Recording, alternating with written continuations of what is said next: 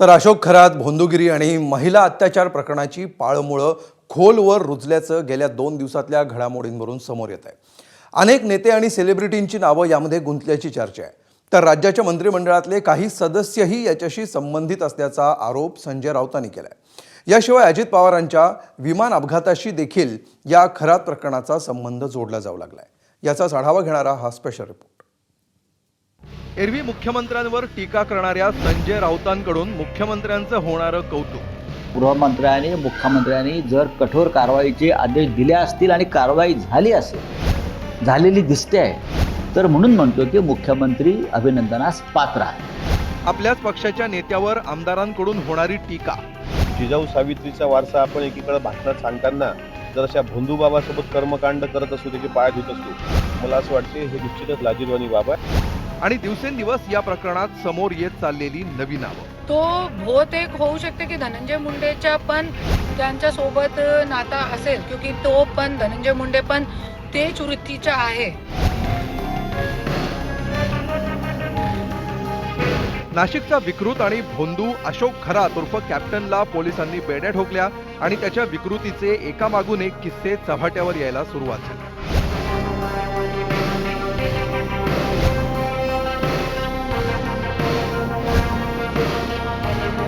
या विकृतानं अनेक महिलांवर केलेल्या अन्यायाच्या कथा जसजशा समोर येत आहेत, तसतसं या प्रकरणावरून राजकारणही तापायला सुरुवात झाली. या प्रकरणात अनेक बड्या माशांची नावं असल्यामुळे वरिष्ठ पोलीस अधिकाऱ्याकडे हे प्रकरण देणं गरजेचं असल्याची मागणी काँग्रेसनं केली.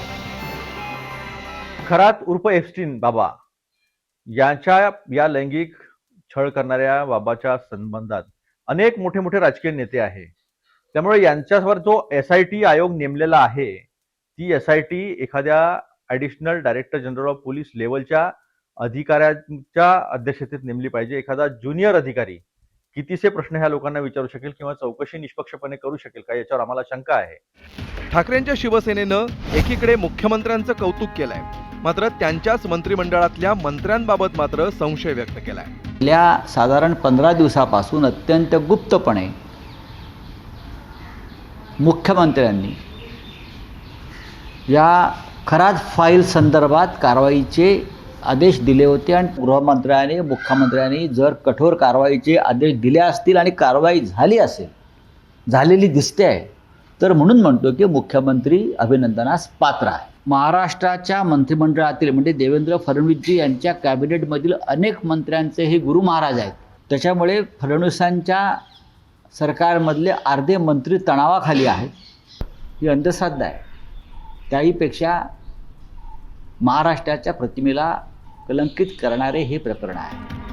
या प्रकरणात आतापर्यंत बाहेर आलेल्या फोटो आणि व्हिडिओमधून राज्य महिला आयोगाच्या अध्यक्षा रुपाली चाकणकरांवर विरोधकांकडून जोरदार टीका सुरू आहे. या टीकेत भर घातली आहे त्यांच्याच पक्षाचे आमदार अमोल मिटकर यांनी. शिवशाहू फुले आंबेडकरांचा वारसा सांगणारा आमचा पक्ष आहे आणि त्या पक्षाच्याच नेत्या त्या आहेत आणि त्यांनी त्या बाबांची पाद्यपूजा करावी, पाय धुवावेत आणि नंतर त्यांचं भाषण पण व्हायरल झालंय. आणि त्यामुळं जिजाऊ सावित्रीचा वारसा आपण एकीकडे भाषणात सांगताना जर अशा भोंदूबाबासोबत कर्मकांड करत असू, त्याचे पाय धुत असू, मला असं वाटते हे निश्चितच लाजिरवाणी बाब आहे. आणि आमच्या पक्षाच्या राष्ट्रीय अध्यक्षा आदरणीय सुनेत्रा वहिनी याबाबत मला विश्वास आहे की त्या योग्य तो निर्णय घेतील. तर या विषयावरची प्रतिक्रिया माध्यमांनी विचारली असता राष्ट्रवादीचे प्रदेशाध्यक्ष सुनील तटकरेंना आठवला तो घटनेनं दिलेला अधिकार. आजचा क्षण हा वेगळा आहे. या क्षणाचं महत्त्व देशात आणि जगात मोठ्या प्रमाणावरती आहे. योग्य वेळेला ही भूमी ही क्रांती जर ऐका ना साहेब, मला माझा बोलण्याचा घटनेने अधिकार दिला आहे. डॉक्टर बाबासाहेब आंबेडकरांचं स्मरण करतो त्यावेळेला मला ज्या वेळेला मी बोलायचं आहे तेवढंच बोलेन. मला ज्या वेळेला त्या विषयावरती बोलायचं आहे त्याला नक्कीच बोलेन. भाजप नेते आणि मंत्री राधाकृष्ण विखे पाटील यांचा अशोक खरात सोबतचा फोटो समोर आला होता. याबाबत बोलताना विखेंनी सखोल चौकशीची मागणी केली आहे. कॅप्टन अशोक खरातच्या संदर्भामध्ये आता कारवाई सगळी सुरू झालेली आहे आणि मला वाटतं पहिला गुन्हा तर शिर्डीमध्ये दाखल झाला होता. अशा लोकांच्यामुळे सामाजिक व्यवस्था जी आहे ती बिघडतेच आहे. परंतु धर्माचा आधार घेऊन जे शोषण समाजात होतं ते मात्र निश्चितपणे अतिशय क्लेशदायक आहे. आमच्या एक IPS अधिकारी सातपुते मॅडम त्यांची आता त्या ठिकाणी नेमणूक झालेली आहे. या त्याची जी पाळंमुळं कुठपर्यंत रुजलेली आहेत, याचं मग कुठे प्रॉपर्टी कुठे आहे, आणखीन कोणाच्या प्रॉपर्टी त्यांनी बळकावल्या आहेत का, याची सगळी चौकशी केली जाईल. तर धनंजय मुंडेंचा सीडीआर काढण्याची मागणी करत करुणा मुंडेंनी त्यांनाही संशयाच्या जाळ्यात ओढलाय. तो बहुतेक होऊ शकते की धनंजय मुंडेच्या पण त्यांच्यासोबत नाता असेल, क्योंकि तो पण धनंजय मुंडे पण तेच वृत्तीचा आहे जे वृत्तीचा अशोक खरात आहे. त्याच्यासाठी वर सखोल चौकशी व्हायला पाहिजे, त्यांचे सीडीआर काढले पाहिजे, कोणासोबत बोलत होता, काय बोलत होता. त्याच्यामध्ये मला बहुतेक वाटते की धनंजय मुंडेच्या पण नाव येऊ शकतात. विकृत अशोक खरातच्या कारनाम्यांचा संबंध आता दिवंगत उपमुख्यमंत्री अजित पवारांच्या विमान अपघाताशीही जोडला जाऊ लागलाय. या दोन गोष्टींचा संबंध जुळवत अमोल मिटकरींनी काही सवाल उपस्थित केले. अमोल मिटकरी म्हणतात, ह्या तारखा नीट बघा. 18, 19, 20 नोव्हेंबर 2025 या दिवशी अनुक्रमे शिवरात्री आणि अमावस्या होत्या. याच काळात सहयोग सोसायटी परिसरात भिगवण रोडला अघोरी पूजेचा प्रकार केला गेला. मी अजितदादांच्या इतक्या वर्षांच्या सहवासात एक गोष्ट अनुभवली होती. दादा अजिबात कर्मकांड मानत नव्हते. मात्र ह्या प्रकरणात अशोक खरातचे VSR कनेक्शन उघड झालंय. आता प्रश्न असा आहे की 27 जानेवारीला कारनं पुण्याला जाणारे दादा 28ला सकाळी VSRनं कुणाच्या सल्ल्यावरून गेले. या भोंदू बाबाचा कोण भक्त होता?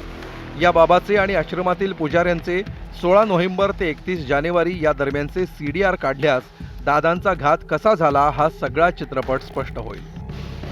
तर मिटकरींच्या या ट्विटचा आधार घेत रोहित पवारांनीही या भोंदूला सुपारी देणाऱ्या राजकीय राक्षसाचा मुद्दा उपस्थित केलाय. भोंदूला सुपारी देणारा राक्षस कोण? पुरोगामी विचारांच्या महाराष्ट्रात भोंदूगिरीला स्थानही नाही आणि त्यावर कोणाचा विश्वासही नाही. परंतु आमदार अमोलजी मिटकरी म्हणत असल्याप्रमाणे अजितदादांच्या सहयोग सोसायटी येथील निवासस्थानाच्या बाहेर केलेला जादूटोणा तसंच देवगिरी बंगल्याबाहेर नाशिकच्या भोंदूबाबाच्या माध्यमातून जादूटोणा झाल्याची समोर येत असलेली माहिती बघता हे प्रकरण खूपच भयंकर दिसतं. नाशिकच्या भोंदूबाबानं हा जादूटोणा केला तर मग या भोंदूबाबाला भोंदूगिरीची सुपारी देणारे राजकीय राक्षस कोण? त्यांच्या या राक्षसी महत्वाकांक्षेचा राजकीय हेतू काय होता? या काळात अजितदादांच्या बंगल्यावर भोंदू खरात याच्याशी जवळीक असणारं कोण कोण आलं? माननीय सुनेत्रा काकी, पार्थ आणि जय यांनी काळजी घ्यावी, कारण आजचं बेभरवशीर राजकारण चांगलं राहिलेलं नाही. भोंदू अशोक खरातला अटक झाल्यानंतर पहिल्या 2 दिवसातच अनेकांचे फोटो आणि व्हिडिओ समोर आल्यामुळं खळबळ उडाली आहे. मात्र प्रत्यक्षात या विकृतीची पाळंमुळं किती खोलवर गेली आहे? या विकृतीला खतपाणी घालणारे आणि संरक्षण देणारे राजकीय हात कोणाचे आहेत याची उत्तरं मिळणं गरजेचं आहे. कायद्याचे हात या विकृत हातांपर्यंत पोहोचणार का हे पाहणं आता महत्त्वाचं असणार आहे. ब्युरो रिपोर्ट, ABP माझा. ABP माझा, उघडा डोळे बघा नीट.